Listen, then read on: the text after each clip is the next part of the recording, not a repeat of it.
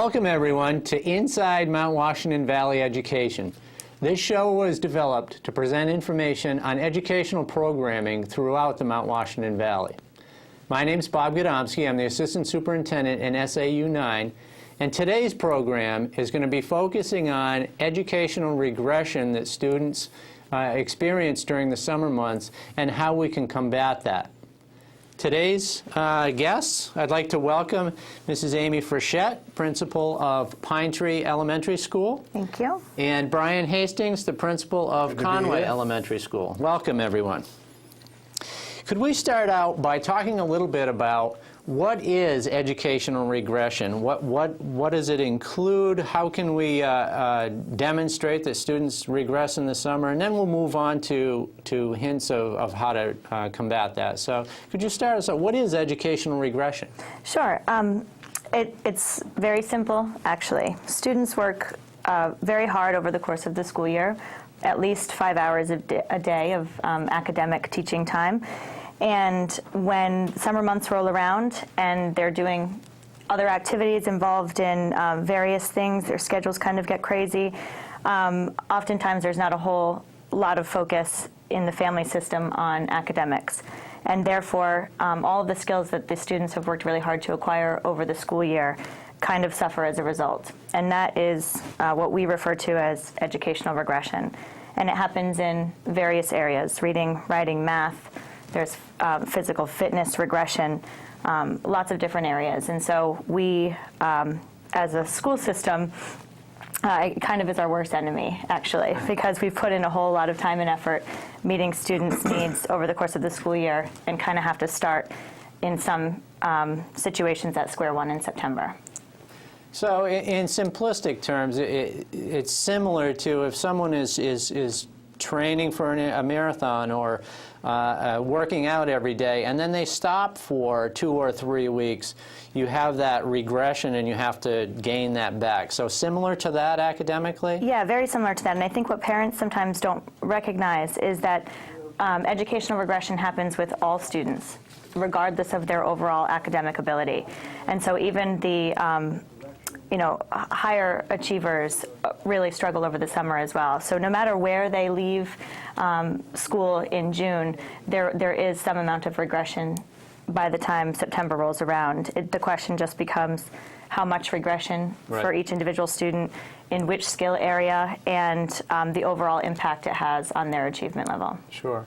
So Brian, can you help me understand this better? When kids come back to school, what are some of the evidence that you're seeing that there actually was regression over the summertime? Sure. Well, first of all, Bob, 10 years ago, we weren't not as data-driven as we are now. Data-driven, I mean, we do assessments with students during the school year. And so in springtime, typically in May, in early June, is the sort of final round of assessments in schools. And so then there's that 2-month period where the students go home and, with their parents and have fun during the summer. And so we pick the students come back in September, and so we do another measure in September, and so we are able now to gauge where they were in May and where they are in September. Sure. And we found that, looking at that data over a period of years where, as Amy said, all students regress somewhat. And some of that's okay because they need a break. But we found that some of the students regress quite significantly in the measures that we give. So, for example, one year I had a student that was a 4th grade student going to 5th grade, and that student, that 4th grade student was on a 4th grade reading level at the end of 4th grade. And that student regressed 2 full years over a 2.5-month period of time. Mm-hmm. So that's how significant it can be. So we have actual measures now, and we have the scientific data, and we can actually say that, whether it's math or reading, that students are slipping. And so we're trying to address that as a school, and obviously with this TV program, and talking to parents about things we can do. So let's have a little discussion on what can parents do to help their kids so they don't regress. And naturally, we're not talking about being in a classroom for 5 hours a day or something like that. A lot of these are just fun activities that parents can do with their kids. Let's focus on 4 separate areas: one on reading, one on writing, mathematics, and a physical or a social aspect of regression too. Brian, can you start us off? What are some activities that either you've done with your kids or that you would suggest to parents to help with reading regression in the summertime? I think one of the most important things that parents can do, we have a program in schools now called independent reading. And independent reading is basically the student chooses books that they can read successfully. And so we encourage students and parents at home to make available to their children books that the kids want to read. So these aren't books necessarily that's chosen by the family or the parent, chosen by the student. We call them just right books at their reading level. Different genres, but genres that the student, subject matter that the students, want to read. And so I think one of the keys is putting books in the students' hands that the students want to read, and then the parent encouraging the student on a regular basis, on a daily basis. It might be a half hour a day. Pick up your independent reading book, quiet time, quiet space, and try to continue that habit of daily reading. And just as sort of a sidebar to that, one of the most important things I think a parent can do to sort of enhance the reading of their children is to model. If they're active readers themselves, maybe even at the same time, if there's a specific time when the student at home is reading, if the parent models by doing their own independent reading, I think that's also very, very helpful to the parent. I know in my house when my children were younger, we had right before bedtime, the half an hour before bedtime, it was a read together or read by themselves, just pleasure reading, looking at stories, those types of things, telling stories. Talking about it. Right, just that consistency of utilizing the skills. Amy, what if households don't have a lot of books? What should they do then? There's lots of excellent programs available in our community. Conway Public Library has a wonderful reading incentive program where students can come, they can sign up for a library card, and there are scheduled events over the course of the summer. And then obviously the check-in, check-out system. Pine Tree School has an open library slot every Wednesday. The library is open for students to access books. In each of our buildings we have tutoring programs and that kind of thing going on, but we also have an SIU9 bookmobile that I'm sure people have heard about that travels into neighborhoods all summer long and passes out free books to kids. It's as simple as that. It's staffed with SIU9 employees, Conway Elementary School teachers primarily, who really recognize each individual student's reading level. So as Brian was saying, finding the just right book for them, we're able to do that and assist them in selecting books that they can take home and keep. And an important thing to note is, there's a lot of research out there that says if students read between 10 and 12 books at their reading level, even if it's the same 10 books over and over and over again, they maintain their reading skills over the summer months. And that's really easy for us to do. It seems like a challenging task to maintain their skills, but really, when you think of it in that perspective, reading 10 to 15 books over the course of the summer is not a whole lot. And it's a very relaxing activity. Right. So the bookmobile is scheduled to distribute books beginning Wednesday, July 11th. I would encourage families to go to the SIU9 website, which is siu9.org, and the schedule is right there for this coming summer. Also, to be on the lookout in the newspaper. We always post the schedule in the newspaper. Parents can come to any of the stops. We go to the Conway Rec Center and pass out books to kids, so if students access those programs, we're there for them.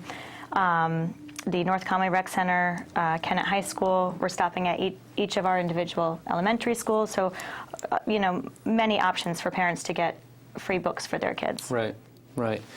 A couple of other things that I've done in the past, and when you mention regression, some people think of, again, the 5 hours a day in school, and it really doesn't need to be that. It can be exciting opportunities, playing board games with your children, having them read directions and using dice to count. All of those things are good. Cooking together. I like to eat, so I like to cook. So even cooking and having your child follow directions, read the directions on the box, the recipes, those types of things. Anytime they're utilizing the reading skills, it's a bonus. So let's move on a little bit to writing. What are some activities that we can do to combat writing regression? Sure. All of my kids, even my youngest, writes in a journal every day. And if we're not able to do it every day, we take it on special trips. And journal writing is a really easy way. It's not stressful for them. It's just, here's your free write time. Go and write in your journal. For the much younger kids, they can do journal writing as well. It might look like, a picture that they've illustrated, labeling their drawings. That's a basic level skill that they'll be doing in school once they're of school age. My kids like to take their journal outside and write about what they see or hear, maybe draw pictures on the side. It's just a way to continue to stimulate the skills that they've learned over the course of the school year and carry it through in a fun and exciting way at home. Sure. And there's a lot of different activities that you can do with writing. Yeah. Another thing I think that kids, it's almost a lost art is letter writing. Children can write grandparents or siblings or classmates. So a simple letter, it teaches them how to write, but also how to mail a letter, that kind of thing. That's another example. I think the journaling is an excellent My kids love idea. to make shopping lists when we go grocery shopping, and they each have their own list that they keep track of. Sure. If you travel anywhere, even you can journal about it. But families typically go on a vacation. That's a really prime time to say, whether we're going camping or going down to see Grandma and Grandpa, we're going to go for a week. Let's journal about that as a family. That's a great way to. You can also journal about your reading. Conversations about your independent reading and journaling about your reading is another way to encourage students to write. So the important aspect really isn't editing what you do and doing 3 or 4 drafts. The important piece is that you're just enjoying utilizing that. So like you said, writing a journal as you go on vacation, it's a wonderful way to reflect on what you do and revisit it at a later time. Writing postcards when you're on vacation, those types of things. Anytime they're using those lists, and you had mentioned shopping too, that's a great idea, just doing the list as Writing as to you next year's teacher Right. is a really motivating and exciting thing for them to do, because they want to tell their teacher all about themselves. So instead of them feeling stressed or anxious, they can write it down and share it with them in September. And what a great first impression. Right. One of the things you touched on, I think it's important that parents try to make it fun. In the old days, I remember when I was in elementary school, and I had some math issues, so I had the math workbook that I brought home in the summer, and the last thing I wanted to do during the summer is to sit at the table, kitchen table, and do my math. And so, there are other ways to accomplish, stopping or slowing down the regression. But I think one of the things that I want to say to parents is try to make it fun. Back to the reading, books that they want to read, Right. that they're jonesing and that they really want to pick up off the shelf and read, as long as it's appropriate material. It doesn't have to be all that challenging. It doesn't have to be high level. But also, you can make it competitive. You can make it fun. You can, make it scheduled to an expectation. So you want to have some level of expectation. That's a fine line with the parent. I mean, we're all parents, and so, how do you make it an expectation and fun at the same time? And that's a trick. But I think it's important to have a regular activity going on, but also not to a point where there is a power struggle happening between. Sure. We don't want parents Absolutely. to feel like they have to assume the job of the teacher. I mean, Right. we're not asking them to increase No. the child's skills. So the workbook really doesn't make a whole lot of sense. We're just asking them to assist Sure. us in maintaining. It's a basic Yeah, maintenance we'll do the work piece, right. in September. And we've Utilize done the the work. skills in a fun manner. Just Right. maintain them over Yeah. the summer, yeah. Well, let's move on to math. How about math regression? What are some activities that kids can and parents can do for math skills? Sure. I think with the much younger kids, sorting objects is a preliminary, foundational math skill that I think some people don't think of that as math, but have them help you sort the laundry by color. Rote counting, how high can you count? For older kids, it's, we want math facts to become automatic. And in grades 1 and 2, that's addition and subtraction facts. By the time they, get towards the upper grades, it's multiplication facts and their times tables. Just that automaticity of math facts is really helpful. You already said cooking. It's a perfect opportunity That's a to talk win-win. about math, and it's fun, and it's engaging the whole family. Allowance, counting money. Right. When we go to the grocery store, you give them the money, have them pay. Now, what does this mean when you get the change back? Just those conversations, I think, as much as you can embed those into what we already do as parents, the better off You can students are. you can really make all sorts of games in math, Yeah. and make it, like for example, if you we pitch at home. If you play catch with your son or daughter, strikes versus balls, you can subtract strikes, from balls and try to, just do a quick math problem that way, counting strikes, counting balls, total pitches. Right. That's something that we were doing at home last night. Yeah. You can calculate mileage. We're going to travel to Grandma and Grandpa's house. Let's try to figure out how far it is, and if we go back another way, how far that might be. There's all sorts of different things just to get their mind keep their mind sharp and thinking about the numbers and. Tons of card games you can play. Right. I mean, Card with one games is an deck of excellent way to do cards, it, right. you have hundreds of games. Right. Mom and student or dad and student, you flip a card. Right. For the little guys, it can be which number's bigger. Oh, I get those two. You increase, the difficulty level. It's you add the two numbers, or you multiply the two numbers, or you make a fraction. Whatever it might be, but with a deck of cards you can sort them by color, sort them by suit. There's a whole bunch of activities. Monopoly is another really good game that you can do a lot of math with Monopoly. Right. Just have them rotate who's the banker. And I know in my family, I have 4 children of my own. We're often spending a whole lot of time in the car, driving from activity to activity. Our schedules are just a little bit crazy. That car time, Brian mentioned traveling on a vacation, which is wonderful, but sometimes families don't have the opportunity to do that. But we spend a lot of time in the car. And I think that, it's important to turn the radio off, and there's your 20 minutes of academic, brain power time.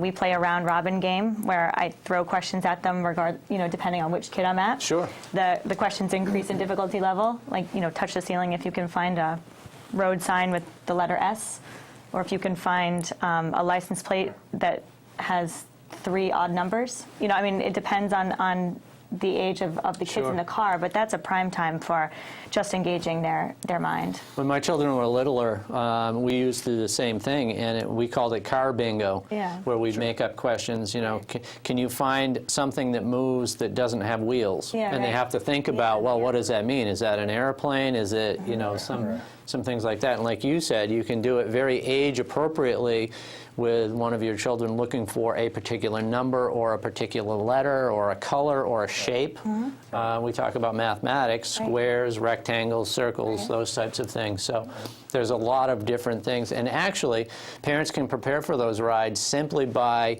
writing down on a piece of paper some things that you might use. And I think that you would be surprised as a parent if you're going on a 1-hour trip, if you start playing that game, time goes by pretty quickly. Absolutely. So Yeah. it's a wonderful thing to pass the time and keep their minds working at the same time. Now, how about physical regression?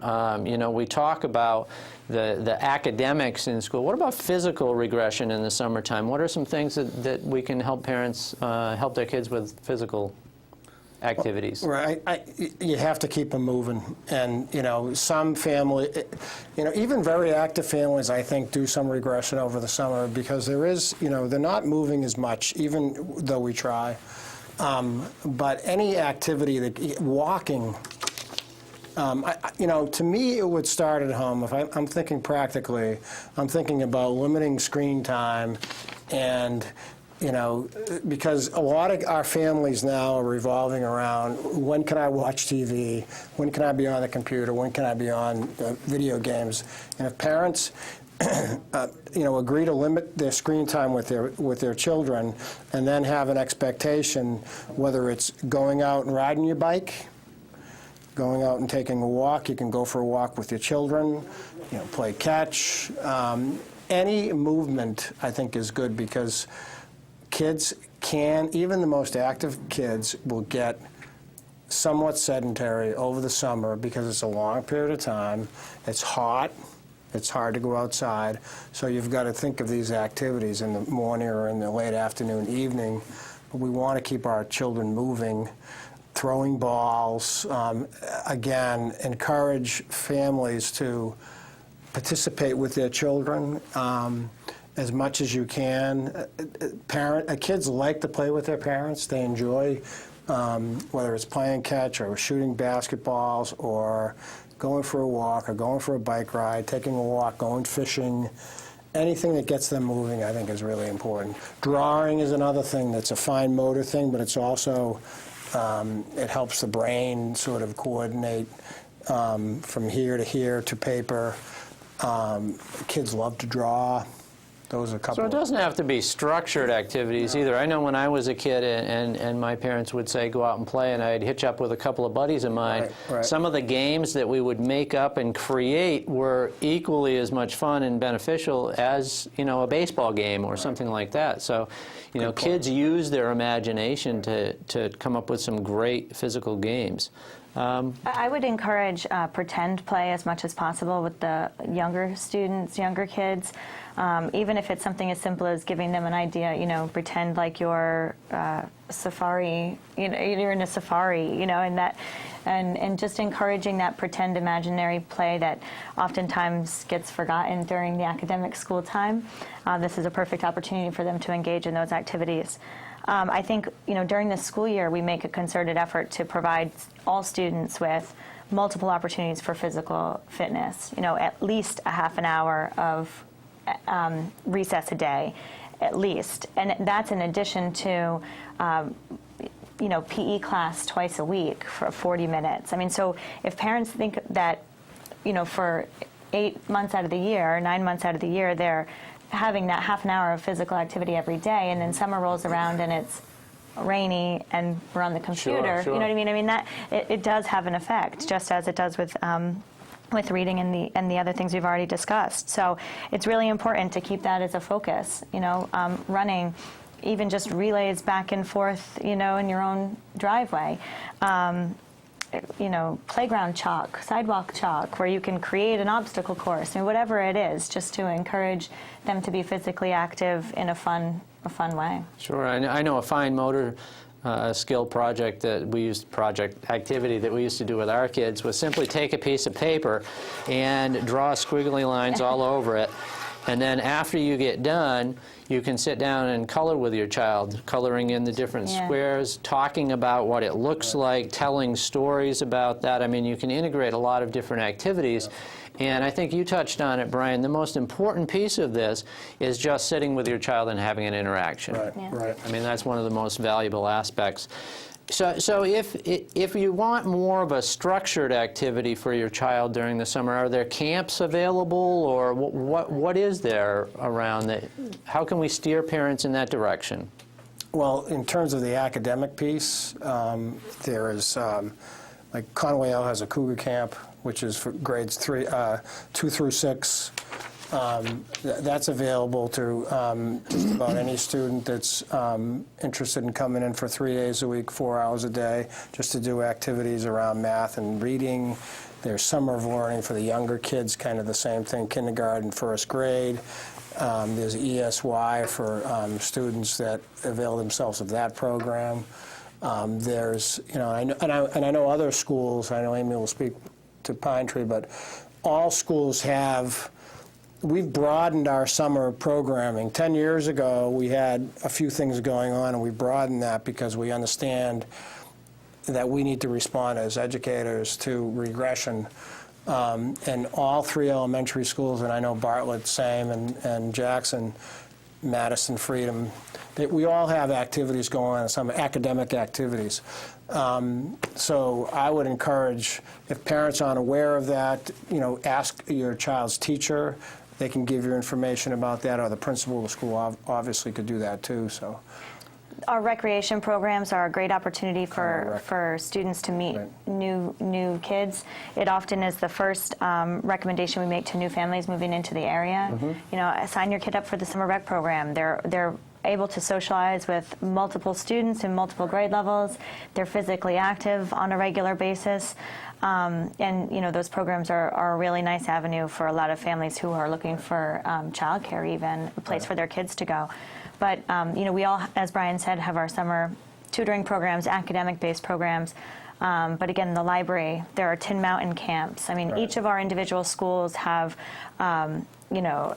a ton of material and information available to parents on any of these programs that are offered in our community. And I would just encourage people to come and ask in any of our offices for flyers, pamphlets. There's tons of scholarships available for families if there's a financial cost associated with the camp or program. But there's a whole lot of stuff going on that even I, as a parent, don't always realize how many things are going on over the course of the summer. Sure. Can I just jump in quick? One of the things that we don't talk about a lot over the summer is social regression of our children. And what I mean by that is that during the school year, they're with their peers and they're interacting and they're learning how to negotiate, the difficulties of being a child and the things that you have to do in school and sharing and lining up and so forth. And over the summer, if our children are not with their peers, some of those students do become somewhat isolated over time, and then they have a harder time transitioning into school in the fall. And I think that, Conway Rec is a great example of, it's an incredible, John does an incredible job over there with his staff. Yeah. Big program, but one of the, so why would I go to Conway Rec or Summer of Learning or Cougar Camp? Not only for the academic or the athletic piece, but also just to keep the social aspect going, to the interactions with my peers, so that when I come back in September, I've developed maybe some different friends. That's all good stuff for kids. Right.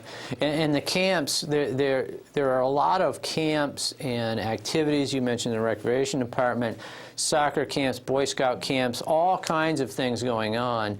And although the school system doesn't necessarily run those in the summertime, when an organization comes to us with their pamphlets, what we try to do is have a place in each of the schools where we can just put that information. So if a parent comes in and says, my son or daughter is really interested in this particular activity, then they can find that information in each of the buildings. And in a lot of those camp opportunities, the academic piece is already embedded. I'm thinking of Tin Mountain Camp. I mean, that's hands-on science experience right there. Sure. The theater camps that are available. I mean, that's reading fluency at its finest. Exactly. For kids to practice getting up in front of people and reciting lines. I mean, so a lot of these camps, although from a kid's perspective are fun, and exciting, they really do have the academic piece already embedded. I would assume, we talk about summer regression, and I would assume that the same holds true in preparing kids for a good start in kindergarten and first grade. Some children who may or may not have been in a setting like that, everything that we're talking about today sets a good framework for them to come into kindergarten, so they're in a structured setting. Would that? Absolutely. Absolutely. It's really important with preschool children going into kindergarten to have the same sorts of, they're obviously different activities at a different level, but the social activities, the hands-on, the interaction with peers is critical as you go from preschool to K to have those activities. Sure, absolutely. And then when kids come back in September, there's a natural review that teachers do starting off the school year to help with that regression or backslide. Yes. I would assume that if parents were to do some of these things with kids along the summer, that review time would be shortened. Right. Oh, yeah, So move right into the Absolutely. curriculum at that point. absolutely. I just wanted to make one other point. You know, we talk about the schools having resources available for camps and programs and academic, you know, information that we can provide to families, but we also have a lot of resources listed on each of our individual websites, either attached to our newsletters or just there on our webpage about internet resources families can use for the academic Sure. piece at home. Right. There's a lot of great free websites that Right. present academic information in a fun way, you know, with games and things for kids. So we talk about limiting screen time. You know, we're not saying get rid of screen time altogether, but try to make the screen time meaningful and an academic focus. Right. So just be active, play with your children, collaborate with your children, do different activities. The variety is very important during the summertime. Summertime should be fun for kids. And again, we're not asking that you spend 5 hours a day in a classroom setting. Just help them stretch their minds and read and write. Those are the important things. So in review, reading every day is extremely important. Any opportunities that kids have for writing or utilizing math, and then stay active. Kids have a lot of energy and their bodies are growing. Anytime they can stay active in any activities, that's certainly a benefit for them. Unfortunately, we're starting to run out of time now. I'd like to thank Brian Hastings and Amy Frechette for joining me today. Thank you very much. Good to be here. Have a successful end to your school year. I know time is winding down. And I'd like to thank you for joining us today, and I hope that you'll join us again inside Mount Washington Valley Education.